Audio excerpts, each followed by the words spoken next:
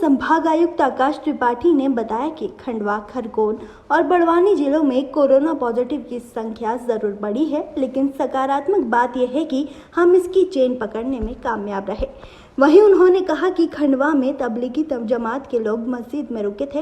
यहां सामूहिक रूप से नमाज अदा हुई। इस दौरान ज्यादातर लोग उनके संपर्क में आए और वही लोग पॉजिटिव हुए। इसके अलावा खरगोन और बड़वानी सहित खंडवा में पॉजिटिव आने वाले ज्यादातर लोगों की सऊदी अरब यूएई ट्रैवल हिस्ट्री भी सामने आई, जो उम्रा करने गए थे। वहीं संभागायुक्त ने बताया कि इंदौर में कोरोना संक्रमितों के मरीज तेजी से बढ़े हैं, लेकिन हम ज़्यादातर हिस्सों पर नज़र बनाए हुए हैं और हमें उम्मीद है कि हम काफ़ी लोगों के सैंपल लेने में कामयाब रहे। उन्होंने कहा कि जल्द ही संक्रमित की संख्या कम होगी। वहीं उन्होंने व्यवस्थाओं पर विश्वास जताते हुए कहा कि राशन की व्यवस्था भी घर पहुंच की जा रही है।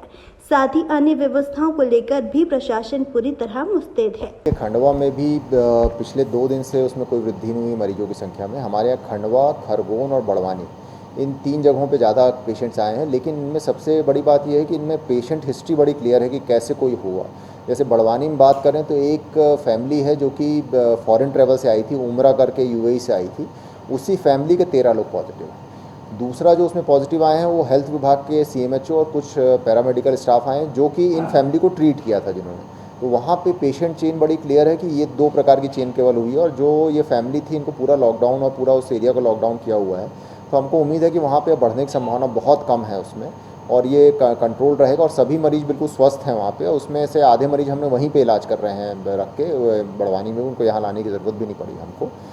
दूसरा, जहाँ तक खंडवा की बात है, खंडवा में ये जो मेन आया है, ये तबलीगी जमात के कुछ लोग वहाँ की मक्का मस्जिद में रुके हुए थे। मक्का मस्जिद में जो रुके हुए थे वहाँ पे कुछ लोग पॉजिटिव आए, और उनके साथ वहाँ जब नमाज अटेंड करने वाले कुछ लोग को सीसीटीवी फुटेज से निकाला गया, उसमें से लोग पॉजिटिव आए हैं उसमें। दूसरा, एक फैमिली वहाँ पे भी ऐसी रही है जो कि फॉरेन ट्रैवल, उम्रा वाला ट्रैवल जो यूएई का होता है, वो उम्रा करने गए थे। दूसरी फैमिली वो पॉजिटिव आई है वहाँ पे।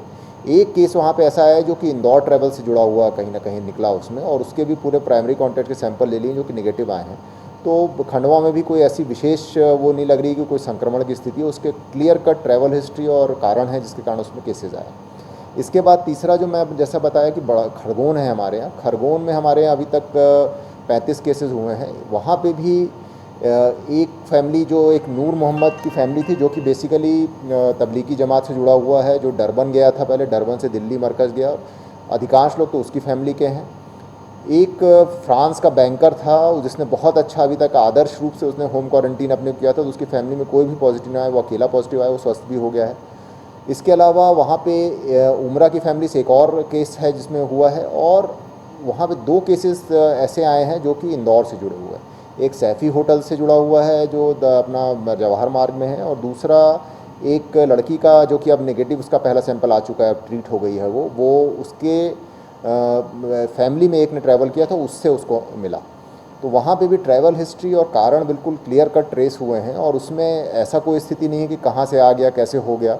और उनको जो कारण हैं उन कारण को, और जिससे उस कारण से जुड़े हुए जो लोग हैं, उन सबको पूरी तरह से क्वारंटीन और आइसोलेशन में कर दिया गया है। तो मुझे उम्मीद है कि इन ज़िलों में अब कोई ऐसी विशेष वृद्धि देखने को नहीं मिलेगी। इक्का दुक्का अगर कोई फैमिली वाले अगर निकल आए उन्हीं से जुड़े हुए, तो उसके अलावा कोई संभावना नहीं दिखती है।